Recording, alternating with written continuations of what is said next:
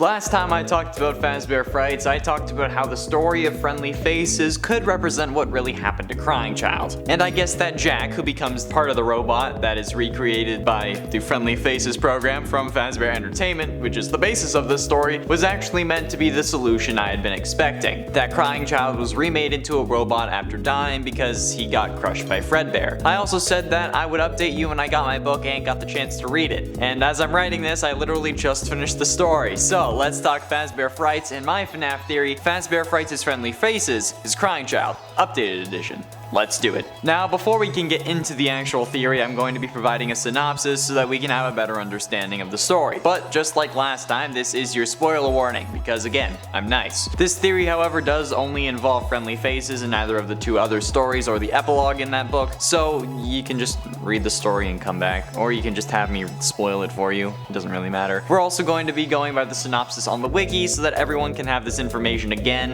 if they want to be able to see it multiple times instead of just having to have the book. Unless you want my beautiful and soothing voice to read it to you, in that case just rewind the video. Edward drops his bowl of cereal while he was distracted. His mother warns him to pay attention to his surroundings to avoid accidents. This dozing off also causes Edward to embarrass himself in his science class when he pours pepper onto a magnet, which sprays the pepper everywhere and gets into the student's eyes. On the bus ride home, Edward laments to his friend Jack on how much he messes up and how much he has to apologize for his mistakes. As the two get off the bus and walk home, Edward and Jack discover an abandoned kitten which they named Faraday, after the famous scientist Michael Faraday. They begin teaching the cat tricks and formed a strong bond with it as the months go by. One day, Faraday follows a butterfly onto the street. Jack chases it to try to keep it safe, but they both end up getting hit by a truck and die. Having witnessed the accident, Edward is traumatized and mourns their deaths, especially since they were his only two friends. While watching TV, an advertisement by Fazbear Entertainment abruptly appears for their Friendly Faces service. It's a program that recreates a lost pet by using the pet's DNA to create its face, then adds it to an animatronic body, creating a new companion in their image that will last forever. Edward pays for the expensive service and then took some of the hair from Faraday's corpse, accidentally taking some of Jack's hair as well. After a few weeks, a package from Fazbear Entertainment is sent to Edward's house, appearing in front of his doorstep on a stormy night. He's horrified by the cat inside, which had Jack's face on it. The cat, called the Friendly Face, kept smiling at Edward, not moving at all. He forces the cat back into the box and buries it in the backyard. Despite being buried though, the cat doesn't stop smiling. During the night, he hears sounds throughout the house, the hallway, the living room, his bedroom, and even from behind him, but Edward can't find anything. He eventually heads back to bed, until the cat, still covered in mud, appears on the foot of his bed. His mother came in when she hears him scream, but the cat had already disappeared. Months pass, and Edward sees the Friendly Face constantly stalking him. However, as soon as he sees it, it disappears. He almost goes insane as he starts to hear ticking and chittering everywhere. As he's walking home one day, he finds the Friendly Face on the street. It chases Edward into the forest and tries to curl around his ankles. As he runs out of the woods though, he gets hit by a truck and dies from bleeding out. The Friendly Face waits by Edward's limp dead body, wanting him to get up so they can play some more. Now, after reading the story and getting some more detail about certain scenes and learning more about these characters,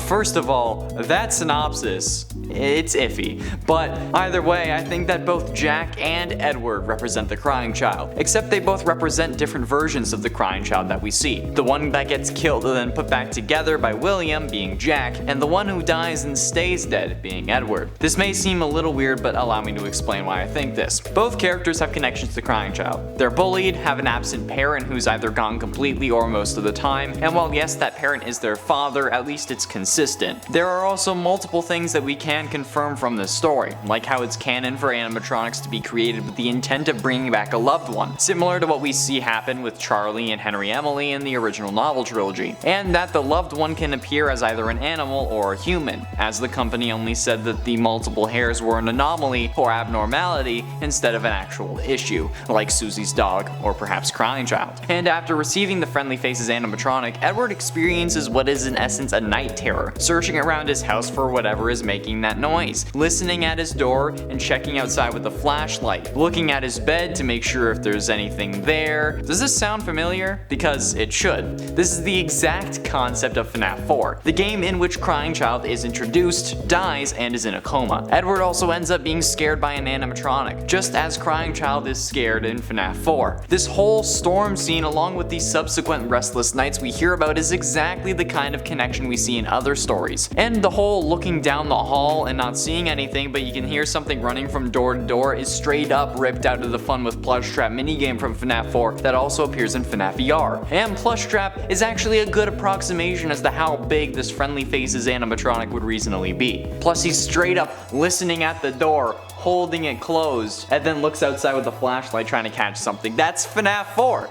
There is such a heavy connection here that I believe Edward and Jack both individually represent the different sections of the FNAF fandom and their views on the crying child's fate, since I doubt we'll ever get an actual explanation, because that would make things too easy. Now, going off that, there is also something that I wanted to mention, that I actually kind of predicted way back when I heard about this book coming out, in one of the top 10 Tiny Details lists. Here's a clip of me from part 11 in the Tiny Details You Don't Really Think About series. It has the description of, quote, Andrew can't spend his money fast enough on a happy companion guaranteed to keep his friend's memory alive.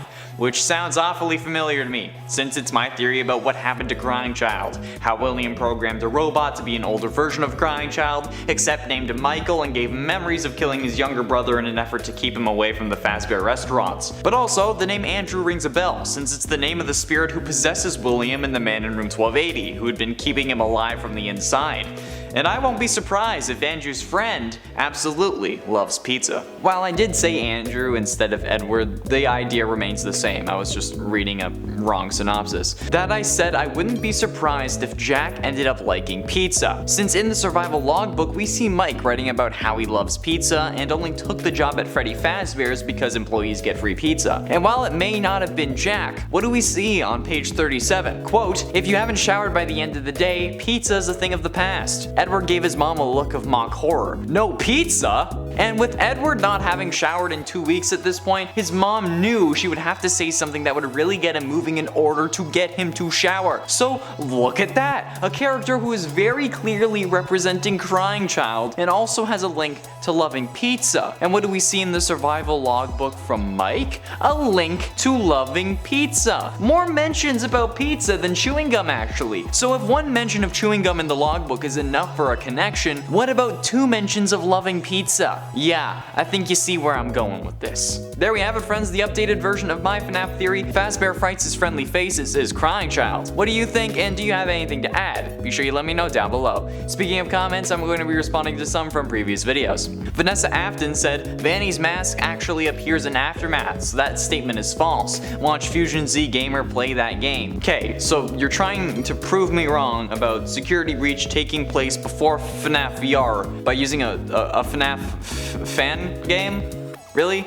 That's a fan game. It's a non-canon source. Why do you think that that has any sway in this conversation? Plus, your username is Vanessa Afton, a character who can only exist if security breach takes place before FNAF VR, because at the point of FNAF VR, she would be way too old to be a security guard. So like, I don't know what's going on here.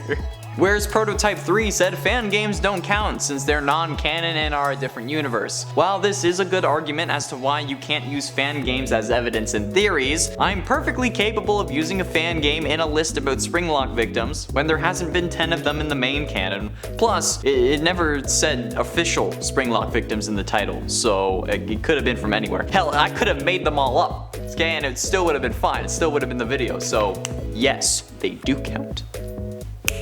Talamogabat said, I just want to tell you that Ballora is a kind woman called Clara, and she's actually William Afton's wife. Clara Afton doesn't exist, and Ballora is only possessed, potentially, by the souls of the original 5 missing children, because she could have been injected with their remnant like we see in the FNAF novels. There is no evidence to support her being possessed by anyone, especially not William's wife, who at this point has no name. No, but seriously, am I gonna have to do like a whole deep dive video about this topic? Because a lot of people still seem confused by it. Like, if you think that Ballora is possessed by Clara Afton, or think that Clara Afton is canon and is actually a thing, please go watch our top 10 FNAF lore versus theories video. Something like that, okay? Link will be in the iCard in the top right corner. please go watch that because Clara Afton is not a thing. It's not a thing. Buniz said, this needs more likes. For real, it's so funny and so underrated. To be completely honest, I had even forgotten about this video. So yes, go watch top 10 FNAF animatronics who would make the best friends, okay? Do it now. It's a funny video. It's along the lines of tastiest animatronics, okay? It's a good one. That's all the time we have for comments today. Thank you all so much for watching. I have been and shall remain Connor Monroe, and I'll see you in another video.